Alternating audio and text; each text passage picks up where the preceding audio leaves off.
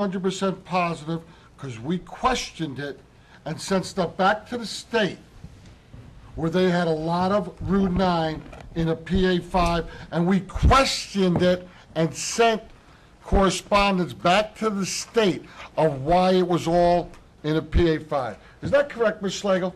Yes, sir. It was actually I think that what you're talking about was the pieces like by the, like southern on Route 9. Southern Route 9. Mr. Smith, by where the Matita is right there?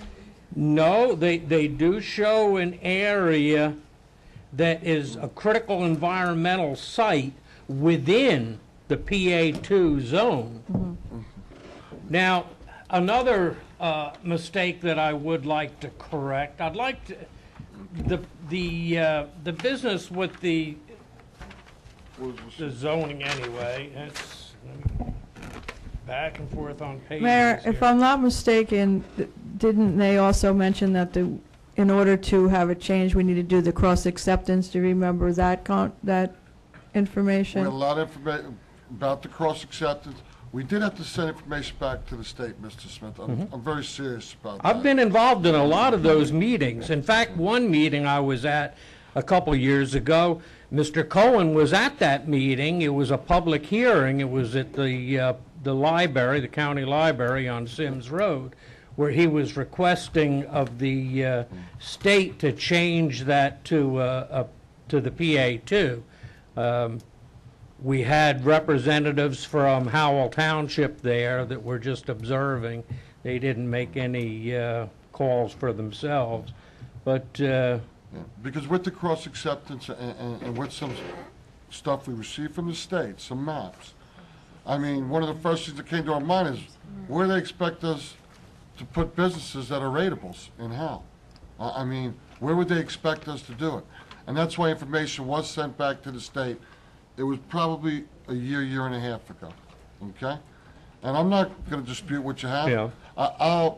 I would guarantee you this.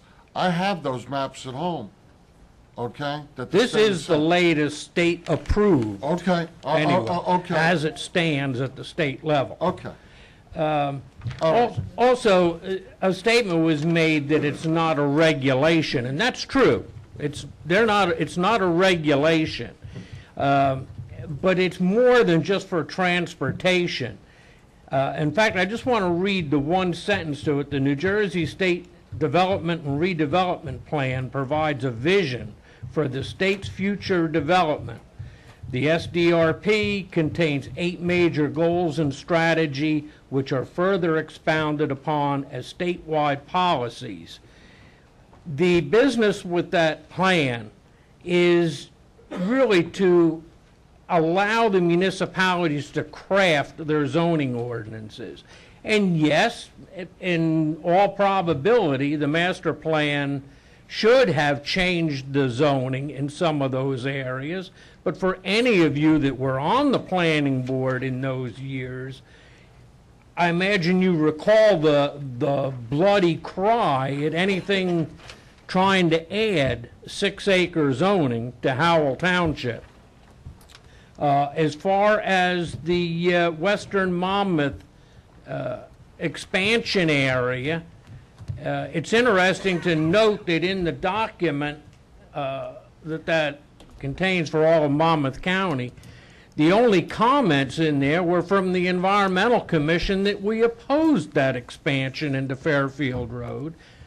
Because of the soils, we outlined all of the criteria of the environmental sensitivity, which far exceeds wetlands. Let me tell you, wetlands is only a small portion of environmental constraints. And it is not true that the DEP protects all environmental constraints. The township is the one that is relied upon to protect through zoning such things as your wastewater plant has to be in appropriate areas. Septic systems will only work in certain areas. Our 208 plan is based highly on the state development and redevelopment map.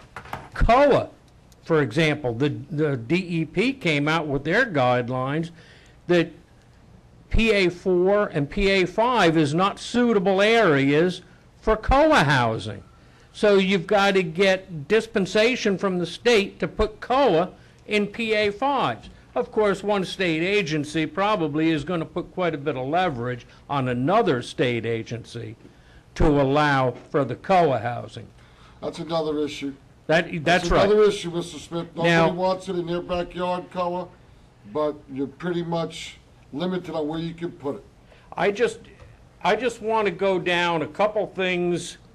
First of all, I want to hit one issue it comes from the New Jersey Municipal Land Use Law.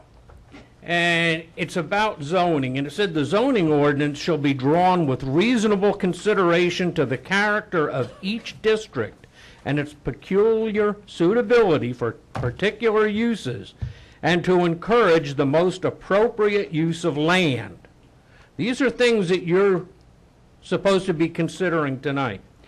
The regulations in the zoning ordinance shall be uniform throughout each district for each class or kind of buildings or other structures of uses of land, and it goes on. The consistency, that brings about a problem that I think somebody was trying to get at before, and I don't think you really understood.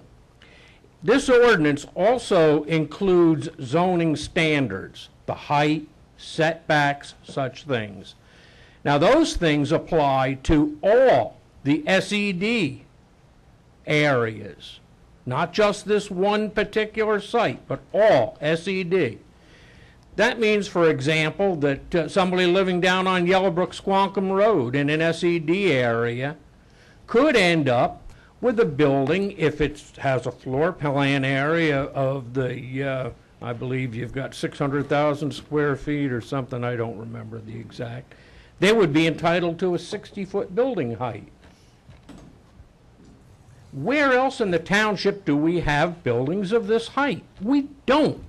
And yet we want to put these in SED areas where we're looking for clean ratables. I mean, that's what our land use element calls for the SED.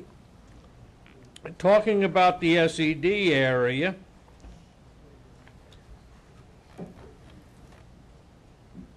in the master plan, I'm going to just read, this is out of the land use element of our master plan from 2007. It was talking about how the township has a great deal of additional open space, and they wanted to come up with a new zoning designation, land conservation / open space zone.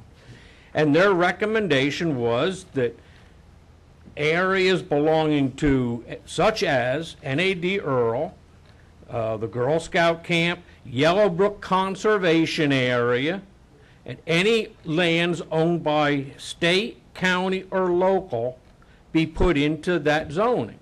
Now, that's been completely ignored. Nothing has ever come of that.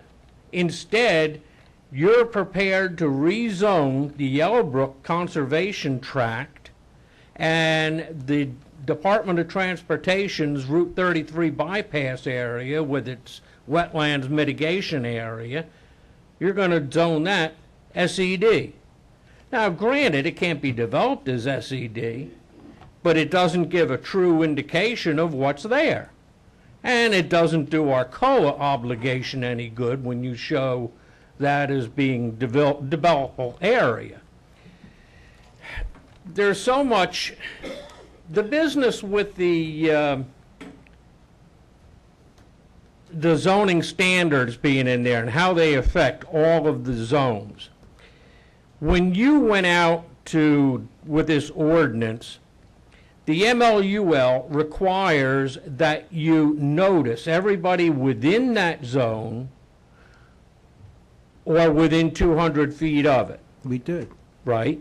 However, it does not have anything to do with noticing people in other SED zones in the township that are going to end up with these revised standards that are going to subject them to the possibility of 60-foot high buildings, reduced buffer widths, the parking cut down, things like that. That just goes by the way